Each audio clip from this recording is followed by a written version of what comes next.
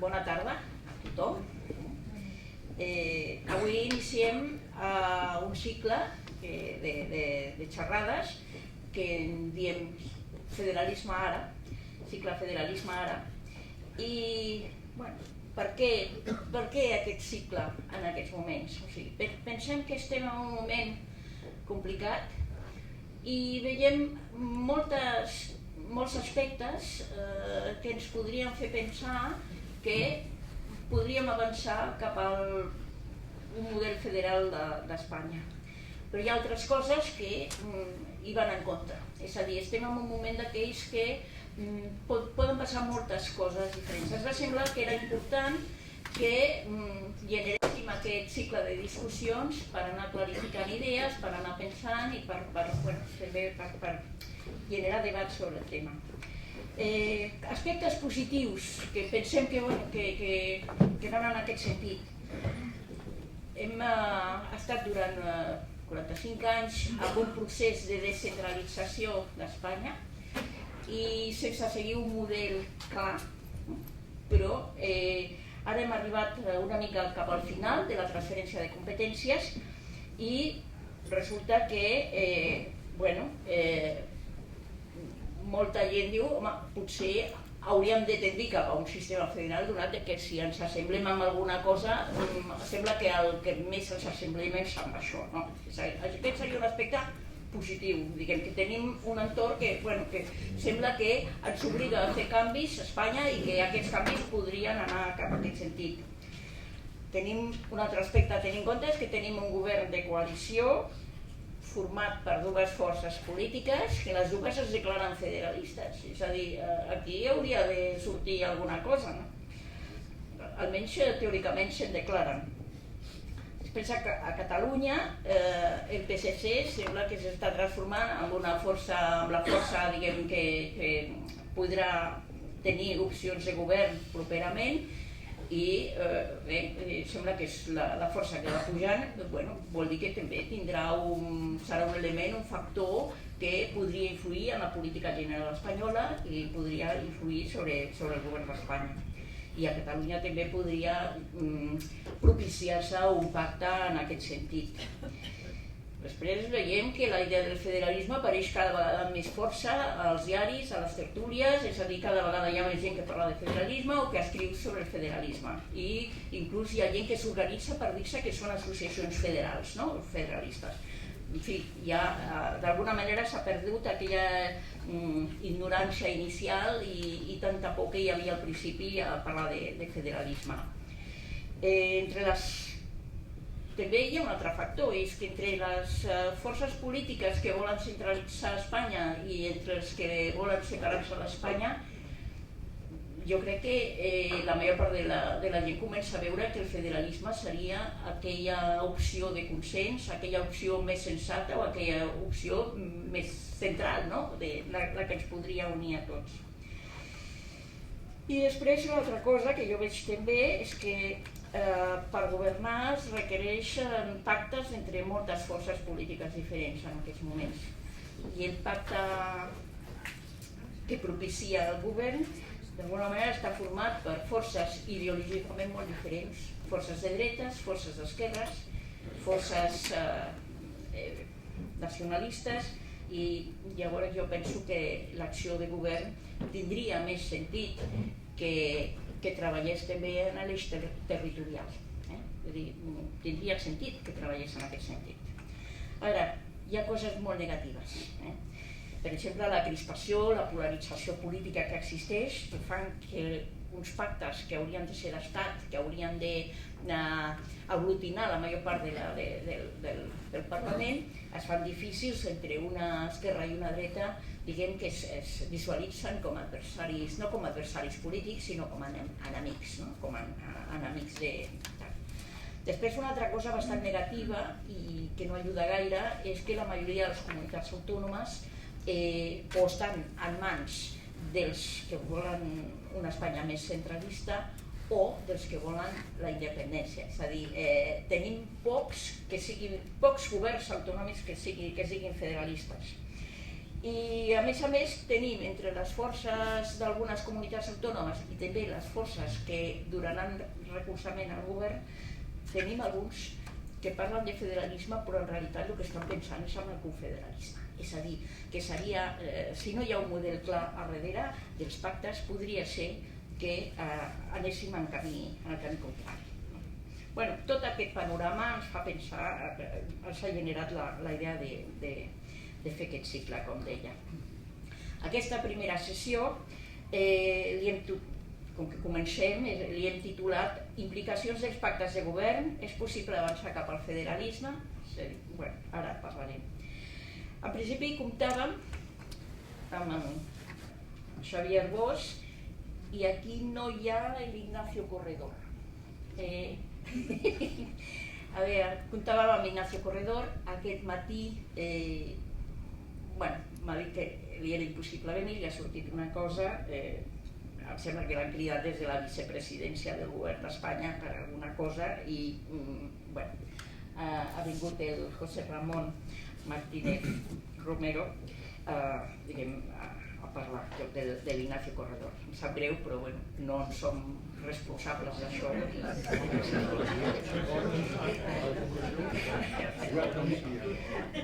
Intentaré portar-lo un altre dia.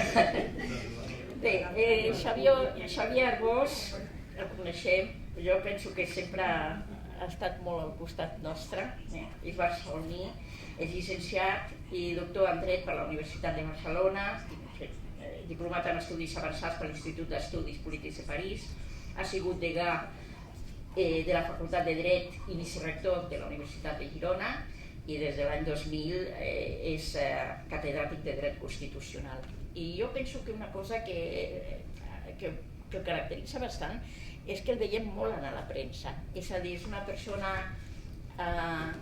que està molt al tanto del que passa en l'entorn i opina, i a mi personalment m'agrada el que diu.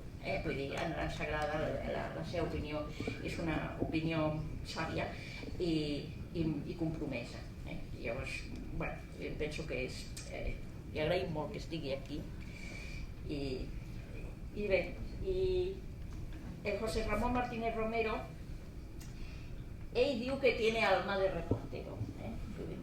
Aquí en aquest cicle intentarem portar gent que tingui visió d'aquí, de Catalunya, i gent que tingui visió de la resta d'Espanya. El José Ramón és una persona, ell ve sovint d'Almeria, ¿no? Vienes mucho de Almería, vienes aquí a visitarnos. Ell diu que tiene alma de reportero. Y es que va a trabajar en el país. Que en el país, entonces, en aquellos años que yo hablo. Ahora estoy hablando.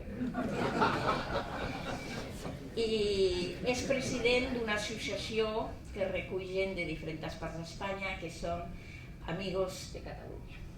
I això demostra el seu interès, la seva estimació, aquesta visió. Ell diu que hi ha molta gent d'Espanya que ens estima i ens aprecia i ens admira els catalans i bé, vull dir que ell és un d'aquests.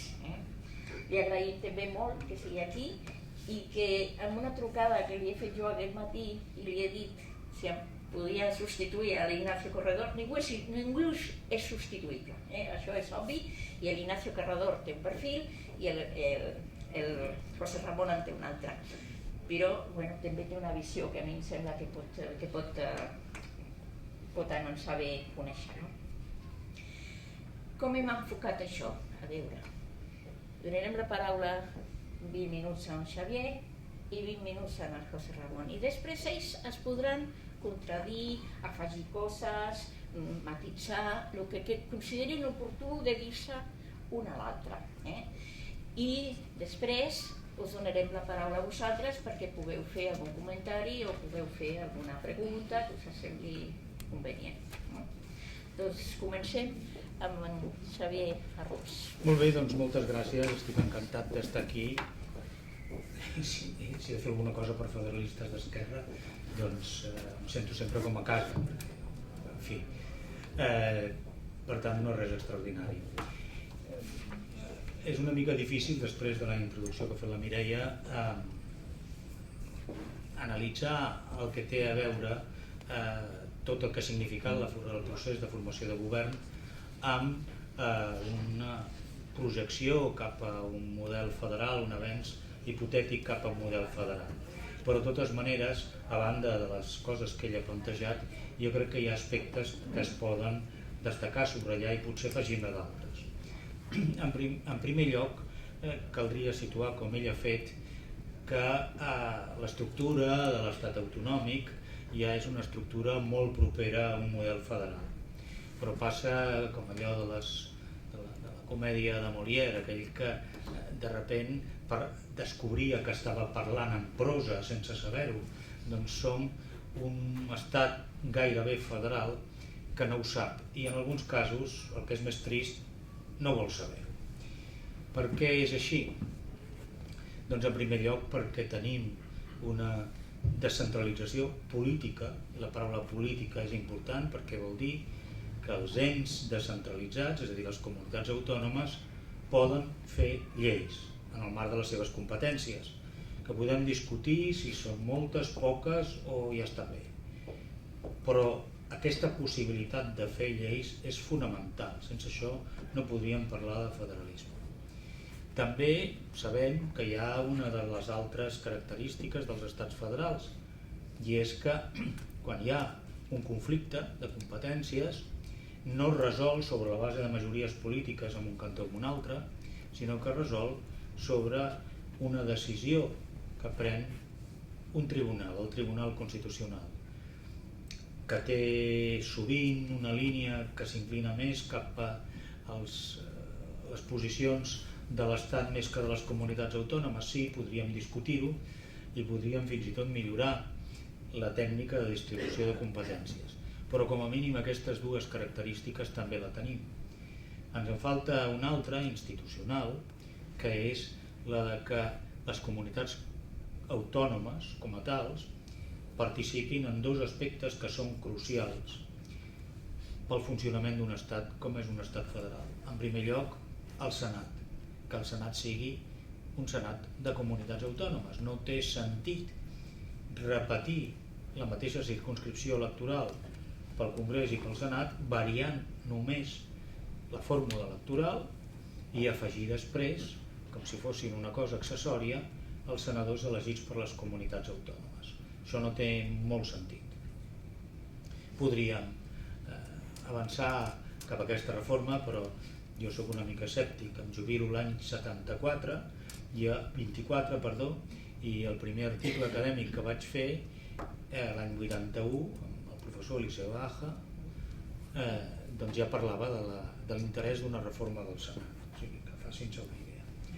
I tampoc, per afegir una altra característica, tampoc les comunitats autònomes com a tals són rellevants com a tals en una reforma de la Constitució. Típicament hauria d'haver-hi un sistema per complir amb aquestes característiques de doble majoria, que una reforma de la Constitució, un referèndum, tingués una majoria global i alhora una majoria comptant el nombre de comunitats autònomes. Això és una mica l'esquema. Fins aquí diríem, estem estructuralment molt a prop, no del tot, però com deia la Mireia fa un segon, ens falta sobretot alguna cosa sense la qual no s'aguanta cap sistema federal, que és un conjunt d'actituds i, si es vol, de valors. Quins són aquests? Posar abans que altres valors el del pacte i el de l'acord. Un sistema federal, els federalismes contemporanis, no s'aguanten si no és amb un gran nivell de cooperació. La bona notícia és que des de fa molt temps funcionen conferències sectorials, és a dir, aquelles reunions que integren els consellers d'una determinada matèria i on es discuteixen amb el ministre corresponent del govern central i s'articulen, es pacten determinades polítiques. Des d'una cosa com el fixar el preu de les matrícules universitàries dins uns marges, fins a un altre crucial com és el Consell de Política Fiscal i Financera, que és el que fixa els criteris del sistema de finançament. Això, l'última vegada que es va reunir va ser l'última vegada que va prendre un acord va ser l'any 2009. Encara no s'ha tornat a fer una nova llei orgànica de finançament de les comunitats autònomes, i això, en tot cas, és un exemple que podria funcionar molt millor, però que això existeix. Hi ha una cultura de la cooperació acumulada. Passaran els governs, seran més o menys escèptics respecte a l'estructura de l'estat autonòmic o fins i tot directament hostils, com són els de Vox.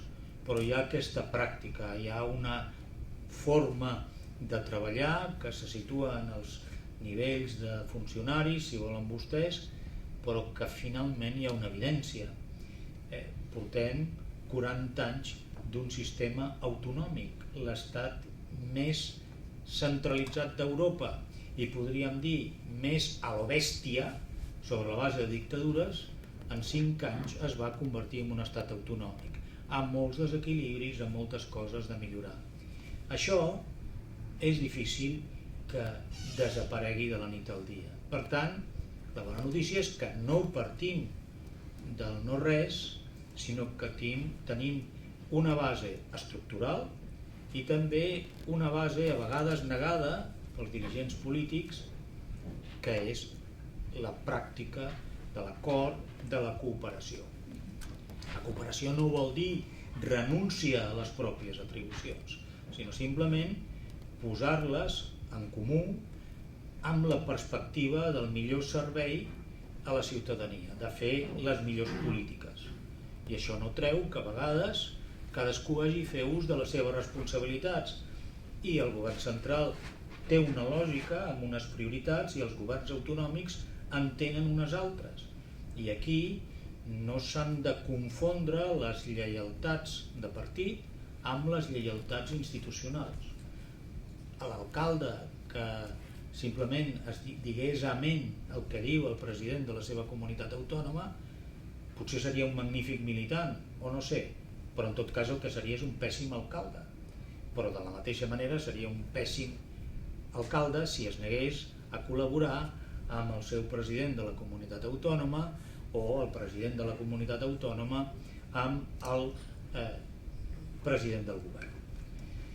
Quines són les línies de tensió de tot això? D'una banda, que s'ha introduït el sistema de partits un partit d'extrema dreta que és oberta i clarament hostil a la descentralització.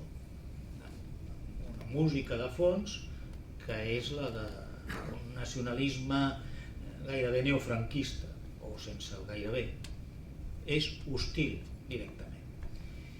I després que persisteixen, evidentment, les pulsions independentistes, però també una lògica que també cal dir que no ens és aliena aquí a Catalunya, que és la preferència pel bilateralisme.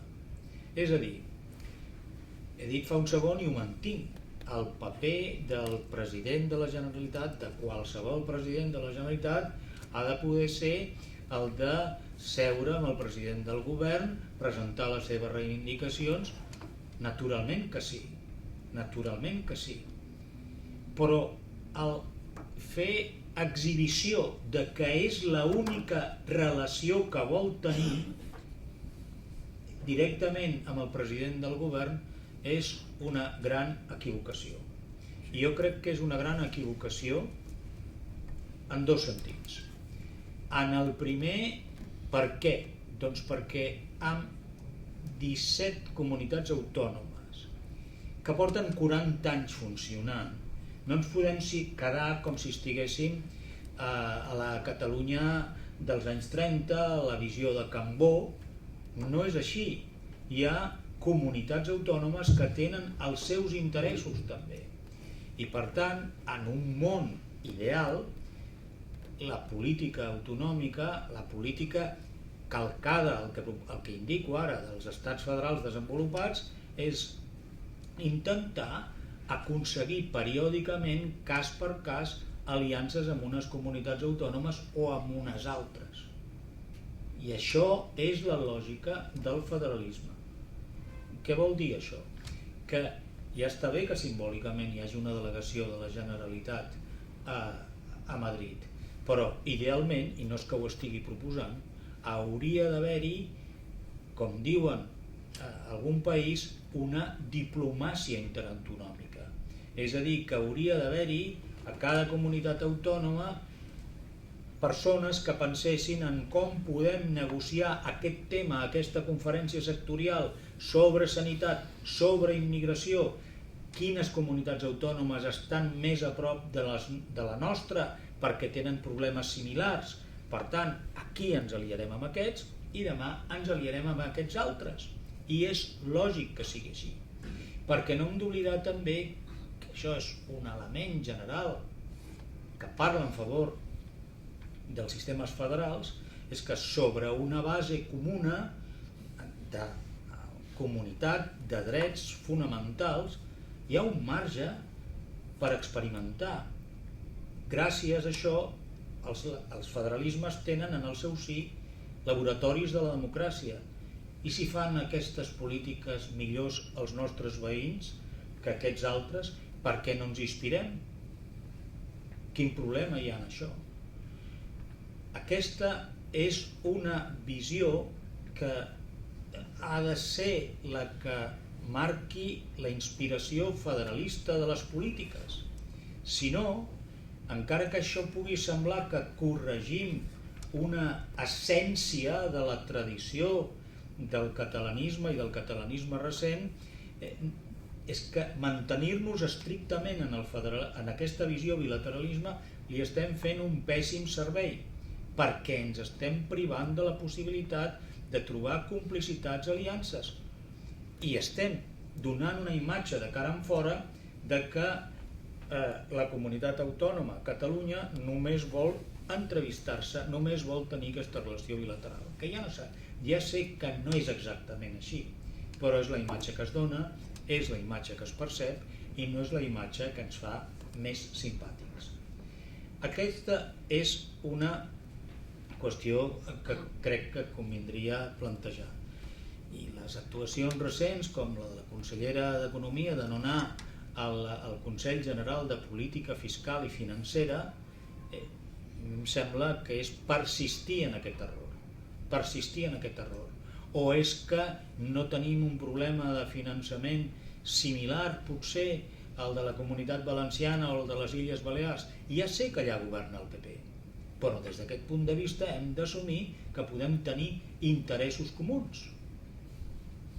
I s'ha de plantejar d'aquesta manera, jo crec, perquè canviaran els governs, però els interessos estructurals que té Catalunya persistiran com persistiran i seran específics els d'Andalusia, els de Navarra, etc. Aquesta és una qüestió que jo crec que entraria en aquesta part de prèdica que des de la perspectiva federalista s'hauria de fer.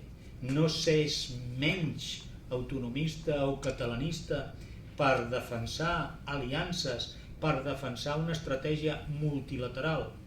No s'és menys, s'és més, perquè això no significa renunciar a les relacions bilaterals. I després un petit detall que a vegades s'oblida. Ara, si tingués una pissarra ho dibuixaria. A vegades els que en saben de ciència de l'administració, quan dissenyen una estructura, tenen la idea de dissenyar el que ells anomenen una roda de carro. Com dibuixaríem una roda de carro? Doncs faríem un cercle, un punt gruixut entremig i tot de radis que van al centre. Això és l'estratègia de multiplicar el bilateralisme. Quina és la conseqüència d'això? Que el centre és fortíssim, que el centre ho sap tot de tots, si tots són bilaterals. I per tant, és el centre el que juga amb la negociació de tots.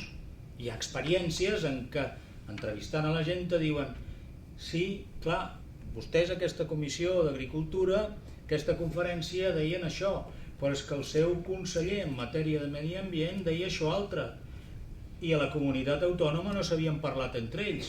En canvi, a Madrid sí que ho sabien. I com es pot negociar d'aquesta manera? Doncs fent el mateix, tenint una perspectiva multilateral. Per mi aquest és el problema estructural. Finalment, n'hi ha un altre, que aquest també l'apuntava la Mireia, que aquest està en el cap de tothom, que és la polarització. I és la polarització que fa impossible acordar. Hi ha vegades que, a més, quan es vol dissenyar des del govern central una estratègia, es troba que hi ha dos socis d'investidura que estan en competició permanent i amb una polarització que, home, no arriba a altres extrems, però també Déu-n'hi-do. No és que sigui una qüestió estrictament de facilitar allò que és essencial d'una perspectiva federalista, que és la de buscar acords, intentar defensar els interessos propis però posar-los en joc per un benefici comú general. No és només això, és que també és un problema,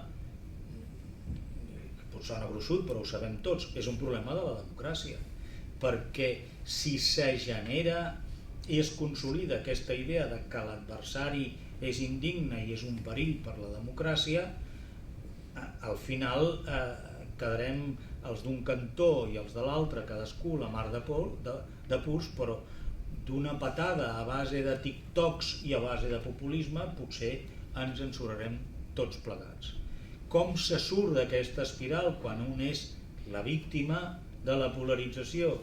Jo no ho sé ni tinc la recepta, però sí que el que convé és potser que la comunicació que depengui de cadascú sigui exemplar, que sigui no només la de la crítica als adversaris i del risc enorme que representa que els adversaris governin, sinó també en els grans avantatges que les polítiques pròpies tenen i que siguin capaces de treure en positiu a la majoria dels ciutadans. I això, si entre les passions de la por i les passions de l'esperança només juguem amb les passions de la por, no serà possible. Per tant, aquesta és una trucada d'urgència. Després ja els colarem la falca federalista, però és una urgència democràtica sortir d'això. I també no perdre de vista que hi ha uns elements que a tall de resum significaria amb 3 R's que són essencials al federalisme i que no es poden perdre de vista. Alguns afegeixen 4 R's, però un són les regles. El federalisme va de regles. Si tot va de discrecionalitat, de que, mira, sí, la competència vol dir això, però aquesta, per si les mosques, me la quedo jo. Si no hi ha regles segures i estables, no pot haver-hi, no podem avançar cap aquí. I tot el que sigui menystenir les regles del joc vol dir menystenir les regles de distribució de competències i és dolent. Els recursos. Les regles del recurs han d'haver-hi també recursos suficients per exercir l'autogovern. Si no, el nivell que es tinguin voldrà dir que sempre serà impossible fer polítiques pròpies, no podrà funcionar aquest laboratori de la democràcia i sempre s'estarà pendent i s'estimularà la negociació bilateral a veure què es pot obtenir, perquè passa sovint que els diners estan al centre, les competències estan a les autonomies i a vegades es proposen polítiques des del centre on no es tenen competències i en canvi s'ha de negociar dur sobre això. I finalment la representació. com podem visualitzar la pluralitat del nostre país, com podem veure-la, si al Senat sembla que hi hagi una mena d'afegitó que sigui la representació autonòmica. No és possible.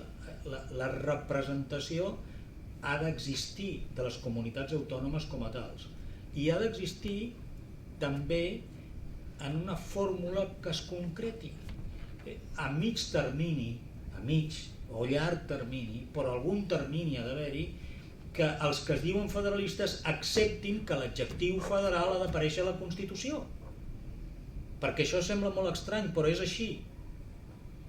Qualsevol federalista segur. Ara, posar-ho a la Constitució amb el que comporta d'introduir una determinada lògica sembla que no. Ui, què diran? I això també pesa. I altres, i d'aquí jo no n'estic segur, afegeixen una quarta R, que és la R del reconeixement. Les polítiques del reconeixement han sigut molt populars. La identitat i la identificació col·lectiva que podem tenir uns i altres, el nostre sentiment de pertinença a una nació o una altra, tot això no és necessàriament negatiu, però el que pot ser molt perillós és entrar en una espiral on aquest reconeixement passi per davant de tot. No fos cas que passi com el Regne Unit, que han tingut segles de reconeixement amb la família reial, que quan anava a Escòcia es posava i es posa les faldilles corresponents, i alhora han tingut embolicat per aquest reconeixement que si nacions, que si el trofeu de les 5 nacions, han tingut un sistema molt centralitzat. Llavors, va contracorrent. Per què? Doncs perquè és l'època de les emocions, del sentir-se bé, del sentir-se reconegut. Però, a veure si sé explicar-ho bé, quan tenim 17 anys, quan sortim de l'adolescència, volem ser reconeguts. Però si després de segles de mantenir la nostra identitat i la nostra cultura no som capaços de ser automàticament identificats, vol dir que tenim un problema, que no hem sortit de l'adolescència en les nostres ambicions polítiques.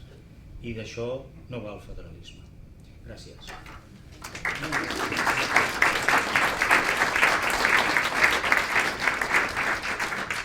Muchas gracias, oye. José Ramón, tu turno. Bueno, me encanta escuchar a los académicos porque organizan muy bien las ideas y aclaran las cosas, ¿no? Yo soy un periodista, voy a hacer más una crónica. Soy un periodista además que vive a 1000 kilómetros de distancia de Barcelona. Voy a hacer una crónica periodística, no soy ni politólogo, ni filósofo, ni sociólogo, ni historiador, pero bueno, un poco de todo. Los periodistas que queremos comprender la realidad, que queremos comprender el mundo en el que vivimos, necesitamos saber. Y hay que saber un poco de todo para poder comprender la realidad que nos movemos. Así que les voy a hacer una crónica periodística de los últimos meses, de cómo lo he vivido yo, o cómo he visto yo estos meses en la política, las negociaciones, los pactos, la amnistía, el federalismo y todo esto en estos últimos meses, ¿no? En primer lugar quiero contar, me llevó la sorpresa de ver aquí al compañero Rafael Llorbá, y recuerdo que hace 15 años, porque yo soy de Almería, pero estoy muy ligado al Ejido, al pueblo del Ejido, y yo recuerdo que venía de Sevilla cuando los sucesos del Ejido, y yo siempre que he tenido un problema he llamado a Barcelona, he llamado a Cataluña, a ver si alguien me daba un poco de esperanza. Y La Vanguardia, siempre tengo que decirlo, que no es la primera vez que he llamado para que me aclaren alguna cosa. Y llamé a La Vanguardia, me puso un señor, yo no lo conocía, empezamos a hablar de la emigración, yo le dije que se estaba haciendo bastante amarillismo con aquello, y empezó a darme ideas, argumentos, después me explicó que había estado en Francia, y me dejó, y dije, así me gusta a mí el periodismo, que explica, que hace pedagogía, que argumenta. Y bueno, era el señor Jordà, Luego ya he seguido leyéndolo y soy accionista casi de Política y Prosa, ¿no? Es decir, que desde el primer día estoy ahí con ellos pagando todos los meses, así que me alegro de verlo por aquí, ¿no? Mi generación es una generación que participó de alguna manera en la transición, en un activismo tranquilo, pasional, porque era el momento, pero en un activismo tranquilo, ¿no?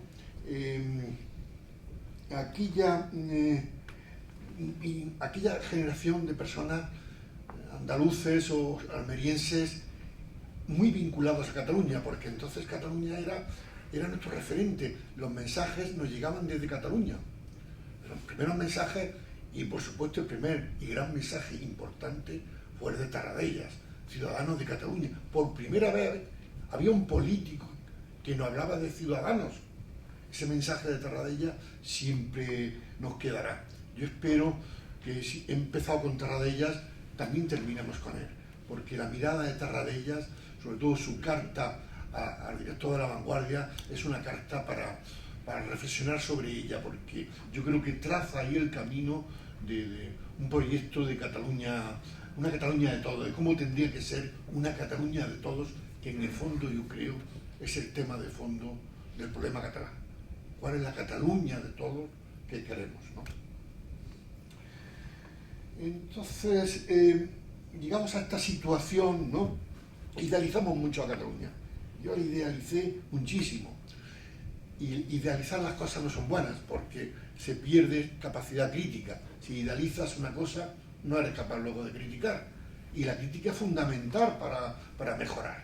Sin crítica no avanzamos, no mejoramos. Y entonces era todo Cataluña era como era el oasis, no criticábamos casi ni criticábamos a Pujol, no había tampoco alternativa ni política ni ideológica al nacionalismo pujolista, a la construcción nacionalista, no nacional, como muy bien el señor Jordà dice, no una construcción nacional, sino una construcción nacionalista, que fue lo que construyó el pujolismo, la cosmovisión pujolista, ¿no? Entonces, ahí no fuimos críticos, no fuimos capaces de construir una alternativa. Y luego, pues, el tripartito, pues, entre unas cosas y otras, se perdió y terminó muy mal la cosa, ¿no? Entonces, en este momento, ¿cuál es el momento ahora en el que estamos, no? Este es un momento es como un cruce de caminos, ¿no? Que nadie tiene claridad hacia dónde vamos, ¿eh? Yo sinceramente creo que nadie sabe hacia dónde vamos, que todo el mundo tiene dudas, que uno dice que sí, puede ser que la amnistía abra puertas, cambie la cosa, otros como el compañero Josep Bulgaya, que creo que lo reflexiona muy bien sobre la amnistía, y desde luego tampoco de mi miedo si no estaremos sacando los demonios. Yo sinceramente creo que no. Quizás son ya muchos años ya de leer y hablar con uno y con otro. Y yo creo que el sustrato de la sociedad catalana y española algo está cambiando. Algo está cambiando.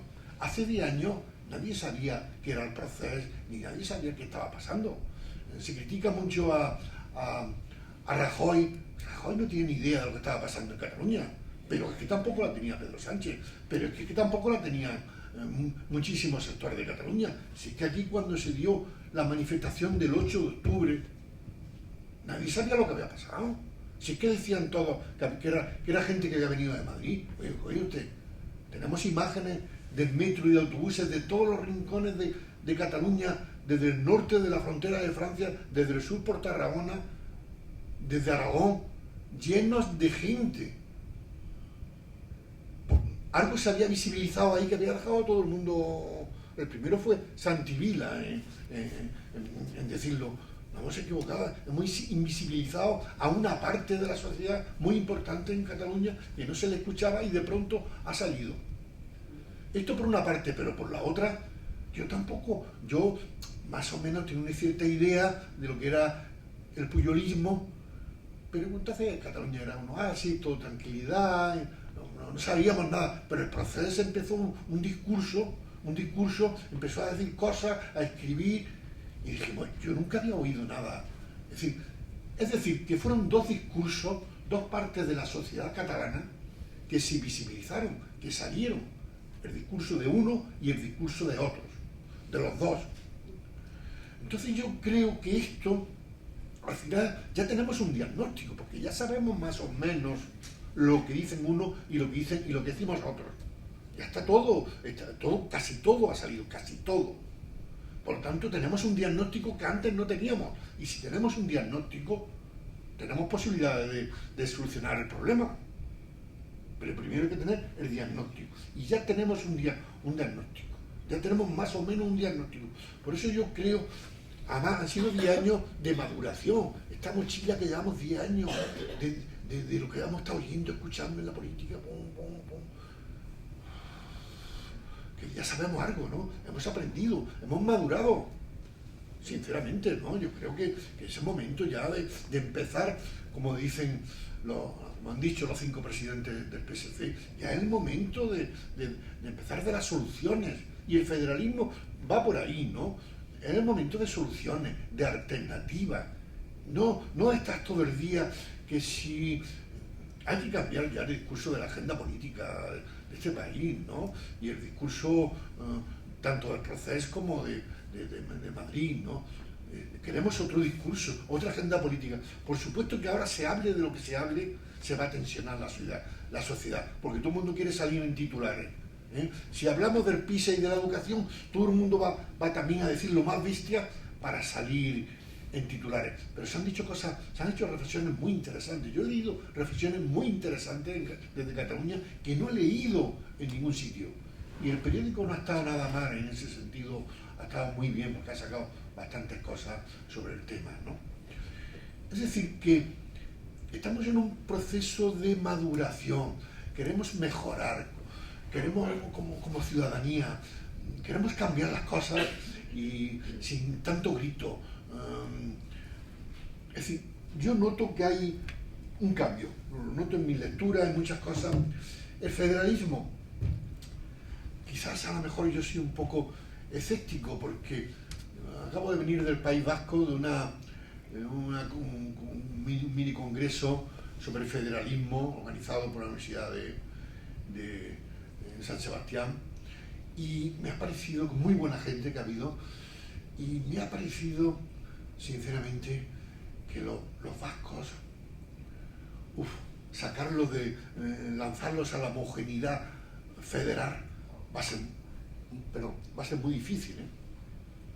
A los vascos yo no sé cómo los vamos a convencer. Los catalanes se les puede convencer, sobre todo pero a los vascos son un poco de armas tomar en el buen sentido de la palabra, en el buen sentido de la palabra, ¿eh? Son un poco eso de todos homogéneos, todos iguales, ¿no? Y luego recuerdo las palabras también de Juan Pablo Fusi diciendo que el federalismo es muy difícil en países donde hay partidos nacionalistas. Es decir, donde no hay partido nacionalista, el federalismo es muy fácil, pero donde hay partido nacionalista, el federalismo va a ser muy difícil. Pero bueno, esto es un camino que estamos empezando, se está hablando más que nunca, se ha escrito y se está hablando sobre el federalismo, sobre un proyecto común, sobre seducirnos, sobre amarnos, sobre querernos. Está bien, ¿cuándo dejaremos de vernos como enemigos? Yo enemigo de Cataluña, vamos hombre, yo mato por Cataluña, perdón, no, quiero decir, como decía la estrella esa quiero decir ¿Por Carpio enemigo de Cataluña? No. No, vamos a hablar de todo. Yo quiero el último artículo que se arma la de San Quintín. ¿Saben ustedes cuál es el último artículo que se arma la de San Quintín en Cataluña? El de la JAT. El de la JAT. Madre mía. Uno lee los comentarios a favor, en contra, a favor, en contra, a favor, en contra. Y es terrorífico, ¿no? Es terrorífico todavía. Bueno, pues me parece que es valiente, me parece que es hablarnos con sinceridad. Vamos a hablarnos con sinceridad. Yo le hablo con sinceridad, mirándonos a la cara, y lo hablo y lo digo con amor a esta tierra, a luchar por esta tierra, por su gente, por su país, por nuestros nietos, por nuestros hijos, por hacer un país mejor. Eso, pero en la diversidad, en la pluralidad. Vamos a ir rebajando las tensiones. Esos insultos tan a menudo que como pienses diferente a mí es que es... Y algunos son terroríficos, ¿eh? Y ojo, hablo de personalidades. Yo leía hoy a una personalidad catalana muy importante que decía unas cosas de la Nayar. Me ha dado miedo. Yo no me reconozco en esa Cataluña, ¿eh? Entonces tenemos que hacer un esfuerzo enorme de pedagogía, ¿no? Un enorme esfuerzo de pedagogía y sinceridad, decirnos las cosas con sinceridad, ¿no? Y acercándonos un poco, porque ya hemos pasado de espantanados y bloqueados que decía el ya hemos pasado de ese momento. Yo creo que estamos en un momento mejor, ¿no? O sea, antes sí es verdad que en el 2017 estábamos empantanados y bloqueados. Ahora ya vamos soltando lastre, vamos soltando, todo el mundo va diciendo sus cositas, mejor, peor, el PSC ha recuperado, ya está bien, ¿no? Que Salvador Illa ha sido el hombre más votado, el más querido. Yo todo el mundo que le he preguntado por todas las Españas, ¿qué les pareció Salvador Illa? Porque los periodistas son muy preguntones, yo pregunto a ti como haciéndome el tonto. ¿A ti qué te parece? Oye, todo el mundo me habla de Salvador Illa, que es una maravilla, ¿no?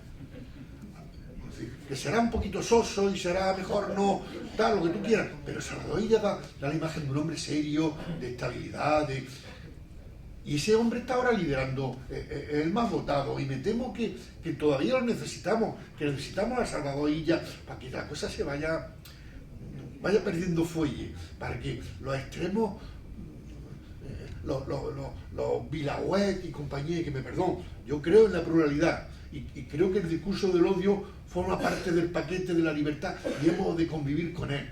Pero es que escuchar y leer a los Vilaweb y compañía es durillo, es duro. Así que yo creo que es un momento, ya no estamos emplantanados, ya estamos saliendo un poco y que estar orgullosos de que yo quiero que volvamos a la Cataluña seductora. Cataluña siempre tiene una capacidad de seducción, sigamos con esa seducción. Cataluña ha seducido siempre muchísimo, ¿no?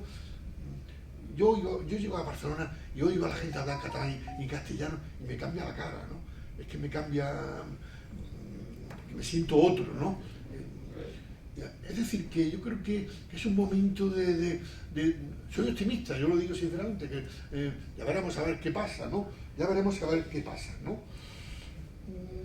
Un poco terminando ya un poco con las ideas finales que yo quiero transmitir aquí, ¿no?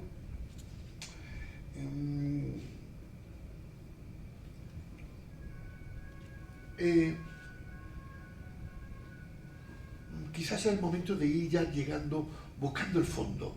¿Qué ha pasado entre catalanes? A lo mejor esto es un problema entre catalanes, ¿no? Claro, cuando Ramón Obior en la manifestación del 80 vio aquella manifestación contra los socialistas y contra Ramón Obior por el tema de banca catalana, con el odio que surgió allí, les metió un miedo que dijeron, ya no salimos de aquí, ya que nosotros ya los ayuntamientos y de aquí no salimos. Les dio un miedo y se fue incapaz de construir una alternativa ideológica y política, ¿no? Ramón Obior salió de aquello y los socialistas en general que han estado aplacados y bueno, pero hay esas dos Cataluñas, el urrusismo, para mí, que crea mucho daño, y el urrusismo se le puede comparar un poco con lo que ha sido Ciudadanos, ¿no? También, lo digo por su mala forma y su mala manera, pero también, sobre todo, la independencia. Vamos a decirlo claramente. La independencia, hasta que la independencia lleva a la gente a la discordia en Cataluña, en una sociedad que es de mestizaje, que es que nuestros clientes, amigos, familia, están en todas partes de España. Si es que yo estoy en Almería y quiero un bar y digo una palabra en catalán y hay 20 que saben hablar en catalán, si es que estamos ya tan mestizos, si es que hay más mestizos en Andalucía que en Cataluña ya, y perdón, pero que se ha extendido el mestizaje en toda España y andaluces, catalán y catalán andaluces, yo qué sé, pero es que por donde vayas, ¿no? Quiero decir que es imposible la independencia, es imposible, es que ni por mucho dinero que nos den, aunque mañana la Generalitat empieza a dar dinero a todo el mundo para que votara la independencia, la gente no votaba la independencia. ¿Por qué? Porque somos una sociedad que queremos seguir perteneciendo a España y a Cataluña, con unas características, el reconocimiento, el ser de Cataluña, todo lo que se quiera. Y la lengua, ojo, yo antes decía que mataba, pero por la lengua casi que también, ¿no? Es decir, pero la lengua de manera inteligente, de manera amorosa, pero no poniendo multas, no con la plataforma esta anticapitalista, iba a decir, no, con la plataforma por la lengua, ¿no? Y entonces, quiero decir que la lengua hay que darle otro tratamiento, hay que darle... porque ese sí que es emocional, ¿eh? Por eso sí que se va a la guerra, ¿eh? Es un tema que enfrenta, que la gente ahí ya no hay razones, que no hablo, que de la lengua no se habla. Y eso es un tema entonces que hay que, con mucho cariño, con mucho afecto, ir volcándose en él, trabajando poco a poco, ¿no? Es un tema vital. Es decir, lengua, federalismo, no independencia. La independencia hay que, hasta que los independentistas digan, bueno, pasamos ya de la independencia. La independencia, pues, como el 5%, como siempre ha sido toda la vida. Los catalanes son, como siempre, seductores, abiertos a seguir teniendo nuestros clientes en Andalucía. Vic, ustedes saben que Vic fabrica lo que fabrica, ¿no? El primer cliente de Vic es Andalucía. Bueno, pues el 99% de la gente que votó en ese referéndum por la independencia votó a favor en Vic. Hombre, por Dios, si Vic, nuestro primer cliente resulta que es Andalucía y el siguiente es España. Si son nuestros amigos y nuestros familiares, por ahí, ese no es el camino, no es el camino. Ir de las malas formas y ir del mal rollo, tampoco. Y entonces ya termino yo un poco con este epílogo, ¿no? Necesitamos un cambio, una nueva cultura política, ya el pasado, ya por Dios, el pasado aquí, de nosotros y ellos, si eso pertenece ya a hace un siglo, nosotros y ellos, si eso es la antigüedad, si eso es la prehistoria. Nosotros y ellos, ahora ya una nueva cultura política, un nuevo ciudadano, abierto a hablar con todo el mundo, con educación y con respeto, ¿no? Y un reset, como yo digo muchas veces yo, un reset, ¿no? Y ir cambiando la agenda política. Y paciencia y buenas maneras, y poco a poco. Nada más, muchas gracias.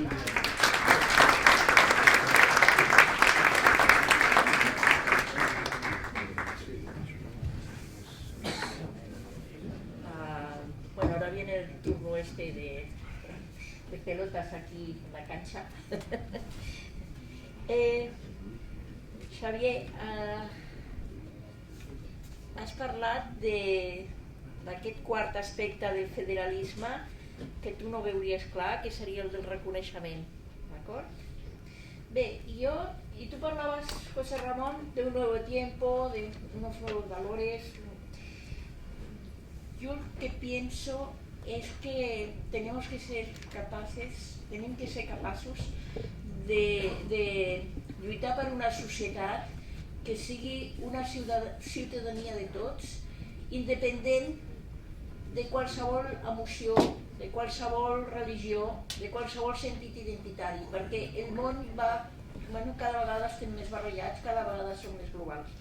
Llavors, jo això de la identitat em mereix molt de respecte, però penso que va ser sobretot va ser molt valuós per la independització d'algunes colònies. Per què? Perquè feia sentir a la gent units per una cosa comú. En el món modern, francament, no ho veig. Jo crec que hem de generar una societat de drets i deures en què ens sentim identificats amb això. I el que són religions, emocions, sentiments de pertinència, això cadascú que ho porti de la millor manera possible i tots ho respectarem, per què no? Evidentment, el sentit de pertinença és una cosa que cadascú porta, que en el meu cas no està lligada a cap territori, sinó que està lligada a la meva història personal, als amics que tinc, a les coses que he estudiat, a les vivències que tinc, als pensaments, a moltes coses. És una cosa molt complexa, no només a la Terra. En aquest sentit, bueno, deixo aquí. Voleu dir alguna cosa a vosaltres? Hem parlat molt, no sé si això seria millor. Donem, doncs, la veu al... Sisplau, jo sí que us demanaria que les intervencions digueu el vostre nom i que sigueu concisos, no us allargueu tant amb nosaltres. No, yo nomás quiero intervenir para agradecerle a Manolón sus palabras, constatar que ha hecho también mucho trabajo en Andalucía para defender esa idea de la ciudadanía de la que hablábamos. Entonces, por eso me he visto obligado a intervenir para agradecerte. Y pues, en mi caso, dijéramos, la ausencia de Nacho pues me permite reencontrarme con una voz amiga, en este sitio, que no hay, como decía aquel, no hay mal que por bien no venga. Y solo un comentario al hilo de lo que se ha dicho en la mesa. La exposición del profesor Arbós es clara desde el punto de vista de lo que debería hacerse y de cómo completar los déficits, sobre todo terminológicos, de la Constitución, y dar ese paso al reconocimiento federal. Pero yo creo que, hablando de ese tiempo nuevo de que habla Juan Ramón, el gran problema de Cataluña en la última década, que para mí es una década prodigiosa, es que hemos asistido al encuentro final en una Cataluña empatada consigo misma entre aquellos que defendían una Cataluña sin ciudadanos y aquellos que defendían unos ciudadanos sin Cataluña. La fórmula, como has dicho, la dio Tarradellas, Ciudadanos de Cataluña, ciudadanía y residencia. Yo creo que esa es la clave y creo que la izquierda, para avanzar hacia el federalismo que ha definido muy bien Xavi Arbós, tiene una tarea previa que es restar carga identitaria, simbólica y emocional a la agenda política española. O sea, la tarea previa para mí de la izquierda es restar esta carga simbólica, identitaria y emocional y añadir carga de civilidad. Esa para mí es la tarea previa, el intangible previo sin el cual no se puede avanzar en ninguna dirección. Agradeceros vuestra palabras, pero un poco ligando las dos intervenciones y también las palabras de Irene. Gracias. Bé, jo he seguit amb molt deteniment el que heu dit, perquè, en fi, amb tot el respecte, evidentment, crec que heu dit una mica el mateix, però en canvi amb una vessant molt més tècnica, en el sentit jurídic de la paraula, i aquí el Juan Ramon ens ha oferit una versió molt més planera, popular, però que amb el fons, totes dues versions giren al voltant de lo mateix, no? I què és el que és el mateix que heu dit, de fet? Ens heu fet un llistat molt comprensible en els dos casos, de manera diferent. És a dir, jo diria un llistat de lo que s'ha de fer a partir d'ara, que en el teu cas és molt més tècnic i en el teu cas és molt més planer, molt més... No m'agrada dir la paraula popular, però sí molt més de dia a dia. I amb això jo estic totalment d'acord. Ara bé, seré una mica cruel perquè us vull dir que ho teniu una mica cardat. I us donaré un argument molt intel·lectual, però alhora molt planer també. És que ressentiment, que és la paraula que no heu esmentat però heu estat a punt de fer-ho, el ressentiment està profundament arrelat al nacionalisme i ha estat analitzat per tots els intel·lectuals europeus i també algun espanyol. I això és inapel·lable. És a dir, per poder seguir aquesta llista que ens heu fet els dos, que repeteixo, jo recolzo, hem de tenir en compte que hi ha uns ressentiments a les dues bandes, que són durillos, i que crec que un dels errors ha estat no voler dir aquesta paraula, no voler parlar clarament d'aquest ressentiment. Això és com el del Romeo i Julieta en versió actual o Los Corleone en versió de Mafa, les dues famílies. Dos famílies amb un ressentiment que modifica tot. I francament no sé com es pot resoldre, però almenys sí que vull fer un comentari molt clar. Si no es parla, si no es verbalitza, si no es diu aquesta paraula i totes les que van al voltant, que aquí hi ha un ressentiment històric, secular per les dues bandes, ho tenim cardat, companys, ho tenim cardat. Això és el que jo volia comentar. I per descomptat crec que vosaltres, per la vostra proximitat respectiva, tant més tècnico-jurídica com més a nivell de carrer, podreu trobar alguna manera de començar a curar aquesta malaltia que és el ressentiment. Deu ser això. Gràcies. Hola, bona tarda. Em dic Clara Lorda i el doctor Bosch i a la Mireia els volia posar en qüestió el terme polarització, del qual s'està parlant constantment, que dona a entendre que hi ha dos pols, com el pol positiu i el pol negatiu. Però el doctor Bosch ha parlat d'agressors i agredits, i jo penso que en molts casos hi ha agressor i agredit i que la paraula polarització ho amaga. Y al reportero, que no me acuerdo ahora del nombre, le quería decir que me ha parecido muy importante el comentario que ha hecho sobre que el tema de la lengua se tiene que hacer con amor y que los que actualmente llevan las riendas en Cataluña se están equivocando completamente, porque al crear esta tensión, yo creo que entre la juventud crea un rechazo. Se está trabajando en las escuelas, no se puede hacer, se tiene que hacer tantas horas de catalán, etc. Pero en cuanto salen de la escuela, cambian de lengua, porque es una lengua que se les está imponiendo en algunos casos. Y la juventud rechaza la imposición. Entonces yo creo que se ha hablado de la época de Pujol, con todos sus defectos y todos los fallos que tuvo. Yo recuerdo que en ese momento se hizo una campaña por la lengua catalana que conquistó a mucha gente. No sé si os acordáis de la Norma, ¿no? La Norma, que era un dibujo animado y nos enseñaba, nos interesaba por el catalán con simpatía y con amor. Y ahora en cambio son unas caras serias y unas expresiones que causan más bien rechazo que otra cosa. Y esas son las dos cosas que quería comentar. Gracias.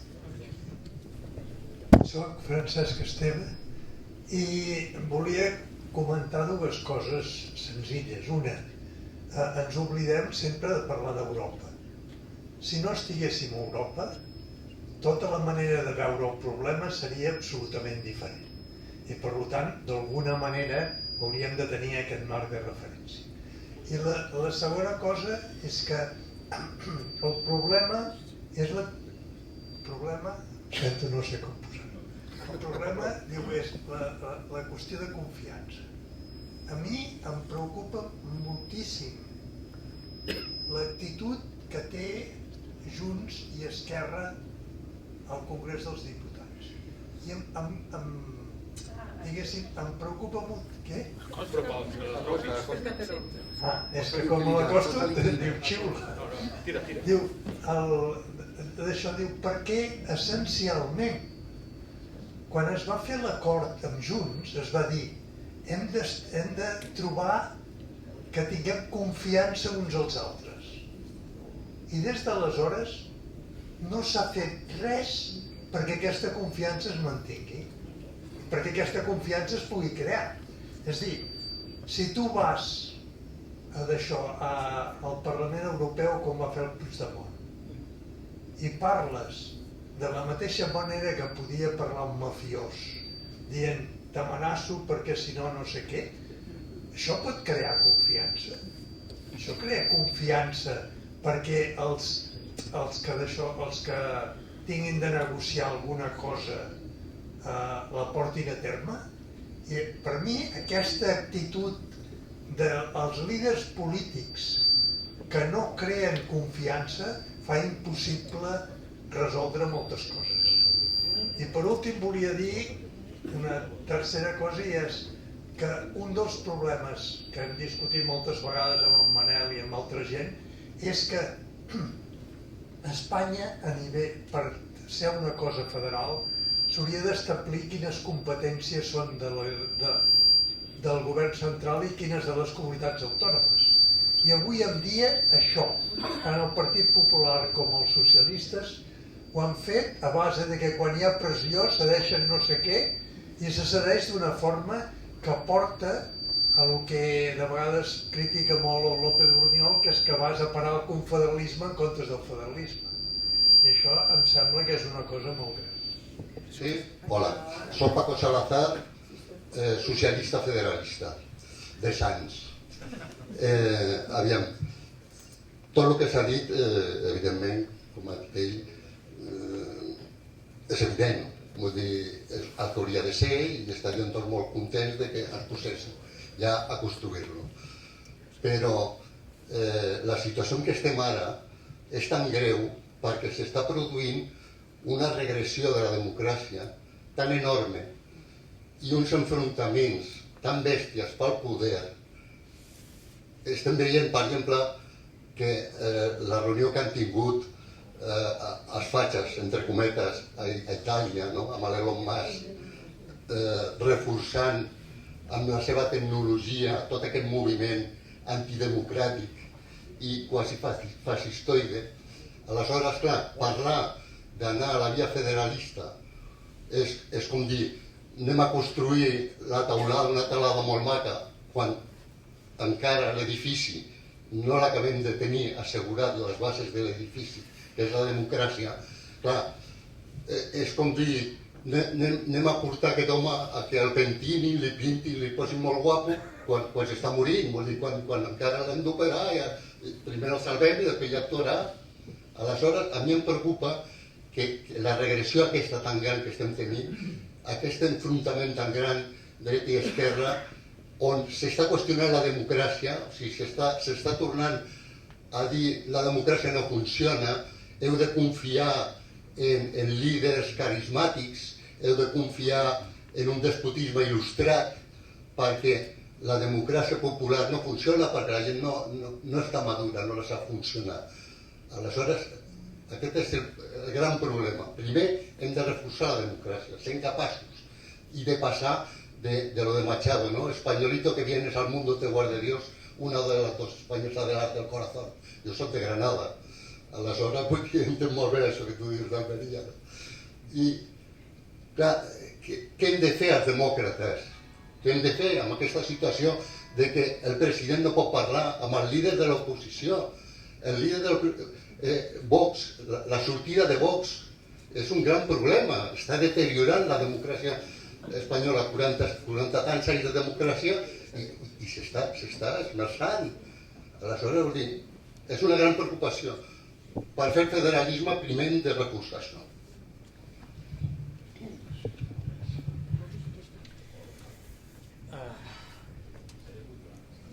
començant pel final, és indubtable que hi ha una regressió a la democràcia que potser es veu més clarament a les administracions locals on governa Vox, que estan marginant sectors que tenien aconseguits drets amb hostilitats cap a la cultura. Tot això no hi ha cap mena de dubte. Ara, no és incompatible, si algú diu, vaja, jo no estic demanant que tots els esforços de pedagogia hagin d'anar per aconseguir una reforma de la Constitució en sentit federal, no, evidentment tenim altres feines i que són molt més urgents. Però jo crec que la cultura federal o federalista és potser el que pot ajudar a contrarrestar aquesta idea inspirada per sectors de la dreta, que és parlar sempre de guerra cultural. I des de llavors un té la impressió que li han declarat la guerra i està en mentalitat de guerra. Jo crec que aquesta és una... Ens posem nosaltres mateixos en un terreny on els que no som d'extrema dreta ens falta el cinisme i l'esvergonyiment de la dreta per combatre aquest joc. Jo crec que hi ha altres, que no dic que a vegades no sigui necessari donar un cop de puny quan te n'han clavat 3, jo no dic que estic dient això, jo el que estic dient, i entro potser alguna de les coses que es deien, la qüestió del ressentiment. És veritat que hi ha molts sentiments ferits i sentiments ferits arreu, amunt i avall, famílies, no és un tòpic, que han deixat de parlar arran de tot això, que s'han despertat nacionalismes incompatibles arran del procés.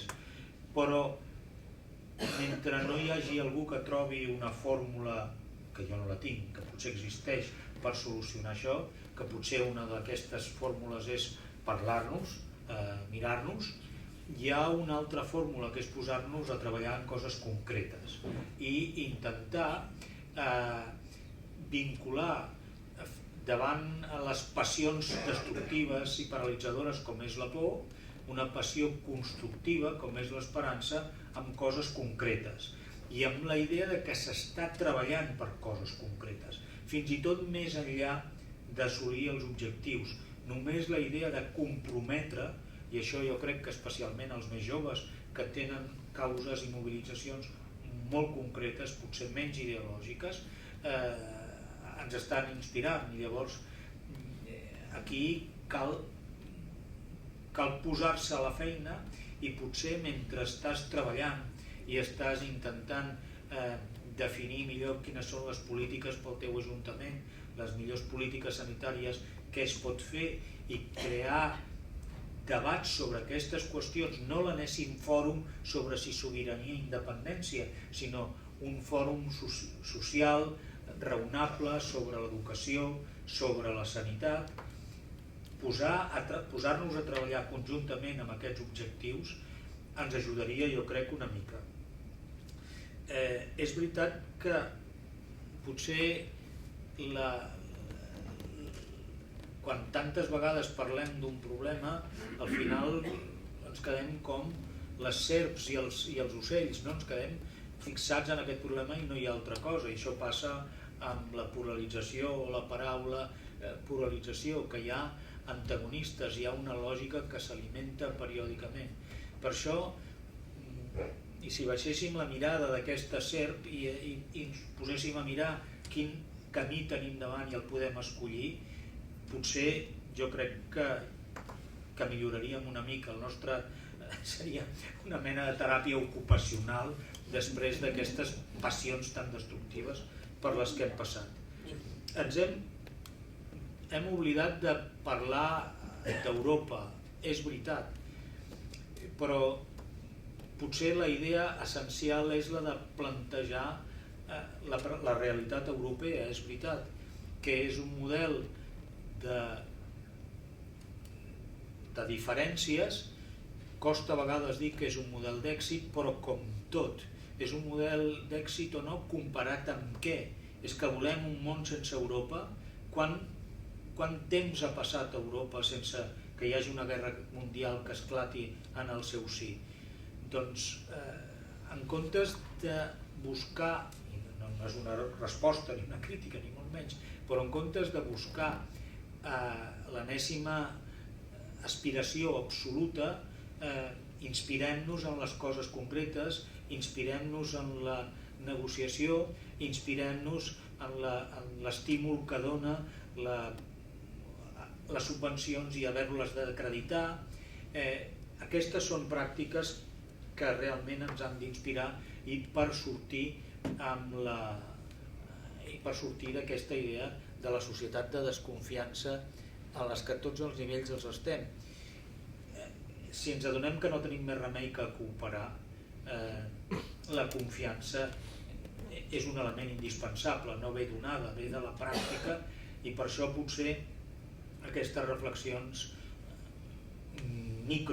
aquestes esperances a mig termini, fixar com un objectiu de societat, a part de les crítiques que fem als gestors, evidentment, assumir quina és la complexitat de reduir les llistes d'espera, de millorar els resultats acadèmics. Tot això seria elements d'engrescar amb menys passió, però potser amb més rendibilitat. I finalment, si no em deixo altra cosa, la qüestió de la llengua. Jo crec que aquesta és realment una qüestió extraordinàriament complicada. El procés ha aconseguit un veritable desastre, que és generar la desconfiança envers la llengua. Això és el desastre més gran que s'ha pogut crear, perquè sentia les expressions de dir, però com més que a mi m'estan dient que he d'escollir entre la llengua dels meus pares i la llengua dels meus fills, les enquestes que circulaven donaven les proporcions més extremes de partidaris o contraris de la independència en funció de l'ascendència. A vegades era més fàcil trobar entre les persones que tenien mare d'origen de fora de Catalunya el percentatge d'hostilitat envers la independència completament invers d'aquelles que es donaven amb aquestes famílies. I per això em permeto insistir en posar al congelador la idea de les identitats, i especialment les identitats col·lectives. És clar que existeixen les identitats col·lectives, és evident, però no n'hem de fer un culte, no n'hem de fer la base d'una projecció política, perquè darrere aquesta identitat col·lectiva, com darrere de qualsevol col·lectiu, hi ha individus, i els individus cada cop més tenim identitats compartides. I això, a la falca federalista, això és la definició d'un clàssic que deia, i ho diré en castellà perquè no puc estar-me de fer un joc de paraules. El federalismo es autogobierno y gobierno compartido. Però atenció, compartido és una paraula, no és gobierno con partido.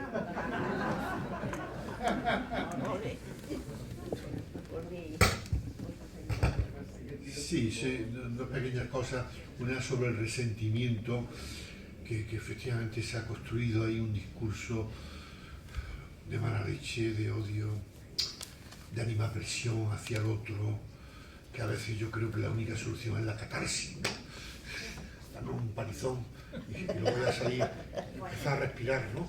No sé, la catarsis a veces ha funcionado, a veces es necesario, ¿no? Antes que llegar a situaciones duras, ¿no? La catarsis de decir esas cosas, de dar para luego ya llegue la calma, ¿no? Pero ese resentimiento puede provocar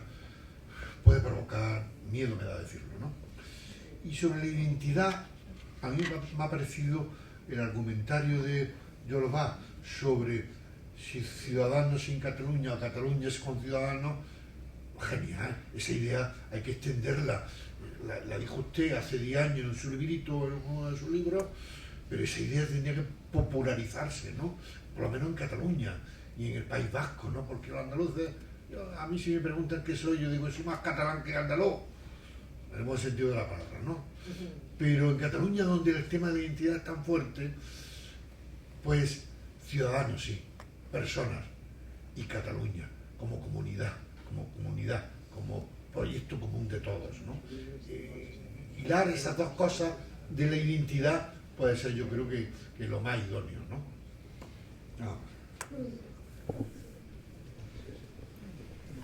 Hi ha alguna paraula més o com ho veiem? Jo, a mi m'agradaria dir una cosa, i és que home, totes les persones sempre estem en algun moment històric determinat, lògicament, no? Som els humans els que fem la història i tal, no? I a vegades ens costa de veure la perspectiva de les coses, no?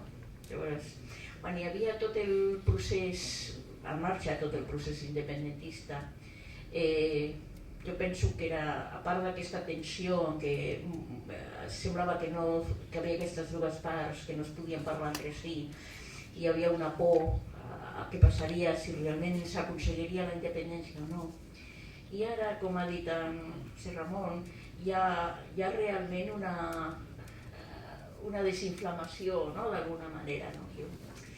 Jo soc optimista, és a dir, jo crec que estem en el compte enrere de tornar a una situació més tranquil·la, tornar enrere històricament no, òbviament, però jo crec que això que ha passat, que durant aquests anys hem pogut reflexionar, jo crec que han sortit altres versions de les coses, altres tipus d'anàlisis dels que estàvem acostumats a fer, que això queda, és a dir, això no té volta enrere.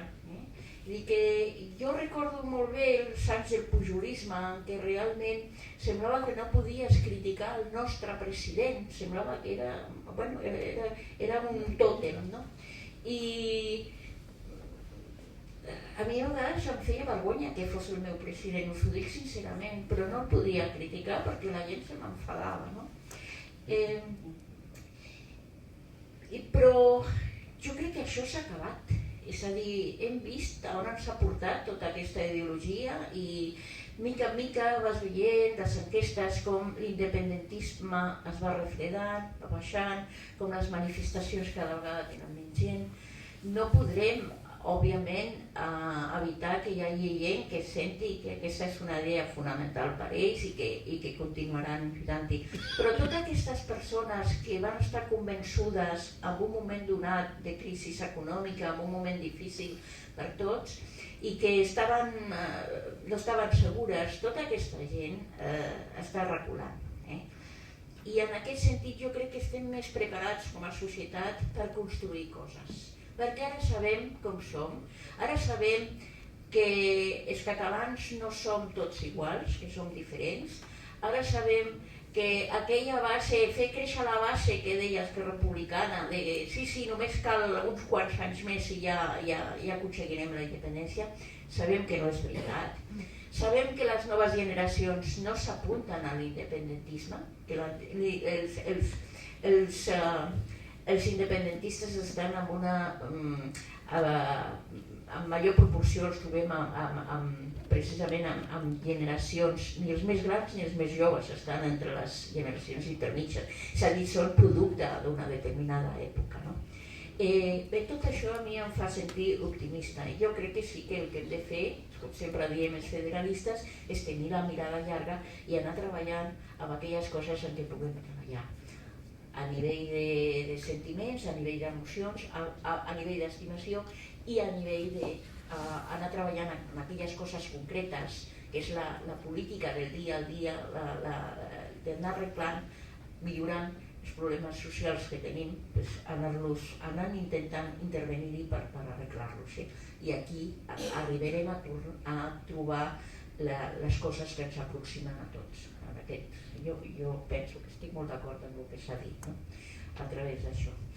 Bé, vull dir, jo crec que podríem...